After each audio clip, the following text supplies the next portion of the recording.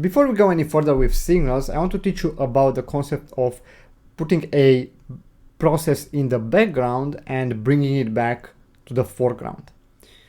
To do that, we're going to create a very simple program that all it does is it stores a variable x, then it prints a prompt, says input number. Of course, it reads that variable into x, whatever we type in here, so the address of x, of course. And what we do is just printf a simple operation. So result, let's say %d, let's multiply this x by, I don't know, by 5. Okay, why not? And I'm gonna say here %d \n. I'll type the whole operation so we know what it is.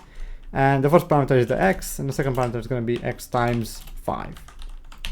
That's all there is to this program. And well, if I launch it, it's going to be very obvious what it does. If I type in here, for example, 10, we're just gonna get the result 10 times 5 equals 50. So simple enough. Now, in a previous video, we looked at how to stop and continue a process. Bringing it to the background, bringing a process to the background really means actually stopping the process. And to do so in the terminal here, so if I go to the terminal and actually manually execute the program, say /main, that's our executable. If I run it, of course I'm going to get the same prompt, and I can type in 12 and then that's going to work and get 60. But if I run it and instead of actually typing in a number, I say, oh, I have to go on my lunch break, so I'm going to actually stop this process. I can hit Ctrl Z on the keyboard, and as you can see, it says /main has stopped. Now that has stopped doesn't mean the process has terminated. There's a big difference between the two. Termination means that the program reached an exit call, or it reached the return statement inside its main. Okay, so it basically finished its execution, it's done, all the memory associated with it has been freed, and we're done. But stopping a process is more like pausing the process, where it's like in a state where it's stuck at a certain line of code, whichever happens to be, and it waits for a signal to continue its execution. And we saw in the previous lesson that it is the sig_cont signal that it's waiting for so that it can continue. So in fact, when I hit here Ctrl Z, a signal was sent from my terminal, from what I'm using is here is the fish shell, to this process. You said, okay, you're going to stop your execution, you're going to pause your execution, and it did indeed say stop. So now I can bring it back from that from the state by either sending in a sig_cont signal or just typing in fg, which does the exact same thing. So if I type in fg here in the terminal and hit enter with no parameters, you'll notice it says send job 1, and the job was /main, and it sent it to foreground. So now it actually sent the sig_cont signal to it, and it continues execution. So now it's actually waiting for us to input a number. If I type in, for example, 10 and hit enter, you'll notice I actually get a result on the screen saying that the result 10 times 5 equals 50. So this is how you can actually move a process to the background and then bringing it back to the foreground. Let's take a look at what happens behind the scenes with those signals and whatnot. So suppose that this is our process. This line represents basically a timeline of all the lines of code that we have in the program, and scanf I marked here with red, and this is where the program sort of waits. It's just kind of, he did print on the screen that message with input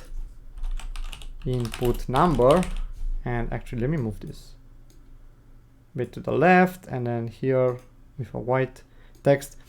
So it did print this on the screen, and then it's waiting for our input. And during the time where the process was waiting for our input, it actually received a signal. So right here, right in this, while executing this line of code, it received the signal called sig tstp. And this is a sort of, this is very similar to the sig stop signal that we have used.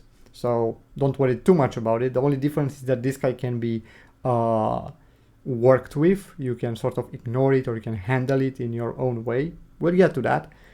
But for your understanding, this is basically the same as the SIG stop.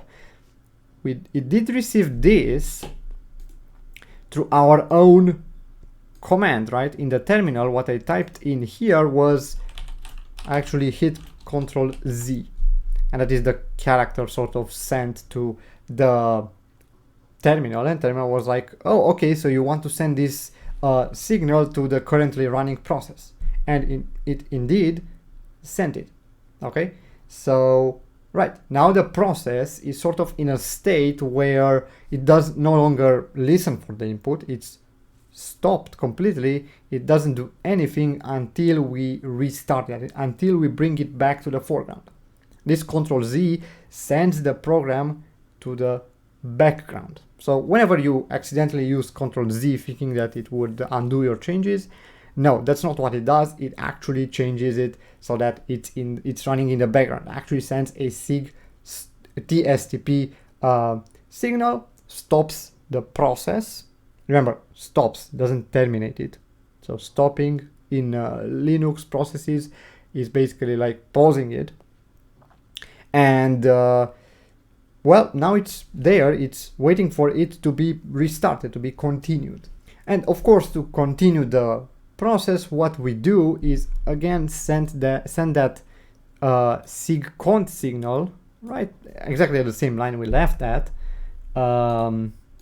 Here it's called SIG cont.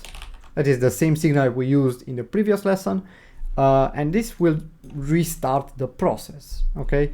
And how did we send it? Well, we sent it through the fg command from the terminal. So this is a terminal command that says, okay, you should send a SIG cont signal to whatever process you have in background. I think the background processes, so like there's a list of background processes and it is per terminal instance. And to this command, well, it just takes a look at the last paused or stopped process and it restores it back to the foreground. But you can actually specify in here it's the process ID, or in some shells you can actually specify the job ID as it's called. So now right after this is sent, it continues its execution nicely, and then we can, well, type in the number 12 and it nicely shows us 6. Again, if I get back to our code here and if I try to launch it manually, because I don't want to, the thing is with launching it manually and launching it through VS Code is that VS Code actually uses GDB. And I don't want it to use GDB, I just want it to launch the program. So I'm gonna just launch main here. And of course, I'm just gonna ask us for a number. And if I, again, hit Ctrl Z, this will send that, that SIG TSTP, so that stop command. It has stopped. That doesn't mean, again, it doesn't mean that it's actually terminated.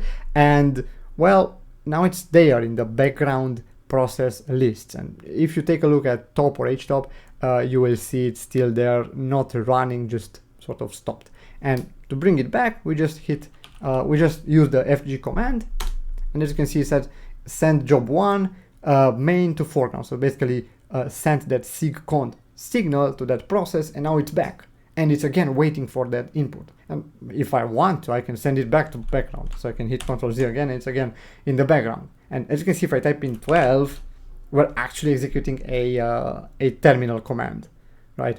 It's not listening for our input. But if I hit FG again to bring it again back from the background to the foreground, it did send that signal, and I can say 12, and voila, I get the result on the screen. So this is what happens when you hit Ctrl Z on your processes, and this is what this is how you can bring them back from the background. In a later lesson, we'll take a look at how to handle these stop signals. But for now, I think this is enough, and I hope you got something out of this video. If you do have any questions, leave them down in comments below or on our Discord server. Take care. Bye.